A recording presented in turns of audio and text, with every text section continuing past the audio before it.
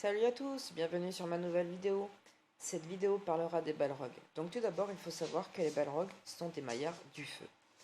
Ils font partie des premiers à avoir rejoint Morgoth, qui à l'époque s'appelait encore Melkor. Ils font partie de ses plus fidèles serviteurs.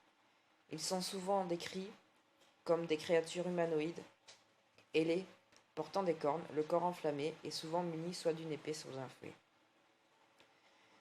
Ils font partie des plus loyaux serviteurs auprès de Morgoth. Il faut savoir qu'après la fuite de Morgoth et d'Ungoliant de Valinor, après la destruction des deux arbres Lorelin et Telperion, Ungoliant, qui n'était jamais rassasié, voulut absorber les Silmarils. Morgoth, qui voulait les Silmarils pour lui seul et leur pouvoir, refusa catégoriquement. La Maia alors l'attaqua violemment. Morgoth riposta. Malheureusement, Ungoliant était bien trop puissant pour lui. La faim l'avait rendue complètement folle. Morgoth alors poussa un hurlement de terreur. Les Balrogs, tapis non loin, entendirent les hurlements de leur maître.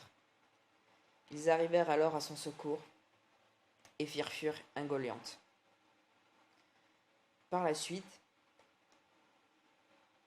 ils participèrent aux nombreuses batailles de Morgoth contre les peuples de la Terre du Milieu. Lors de la chute de Gondolin, plusieurs Balrogs perdirent la vie. 2 Balrogs furent tués par Ectelion. Un autre fut tué par Glorfindel pour permettre la fuite des rescapés de Gondolin. Les Balrogs sont des créatures extrêmement puissantes. Suite à la guerre de la Grande Colère et le déchaînement des armées de Valinor contre les armées de Morgoth, la plupart des Balrogs furent détruits. Les rescapés partirent se terrer sous terre, jusqu'à la dernière des batailles et le retour de leur maître, qui fut prisonnier ce jour-là, après la guerre de la Grande Colère, par le Banneré de Manwë et Eonwë et par le Vala Tulkan, et qui fut ensuite jeté dans le néant. Les Balrogs alors tombèrent dans un profond sommeil, attendant désespérément le retour de leur maître, jusqu'à la dernière bataille. Un des Balrogs fut réveillé par les nains qui avaient pris possession des mines de la Moria et du Khazad-dûm et qui avait réveillé ce puissant Balrog qui avait ensuite provoqué la chute et la perte de la colonie de nains établie ici.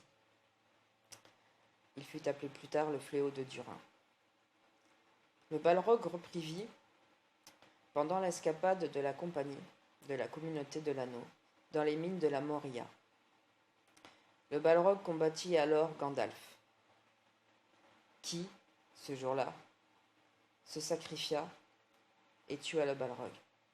Il fut ensuite ramené à la vie et devint Gandalf le Blanc, suite à cet exploit héroïque. La plupart des Balrogs sont donc tapis sous terre.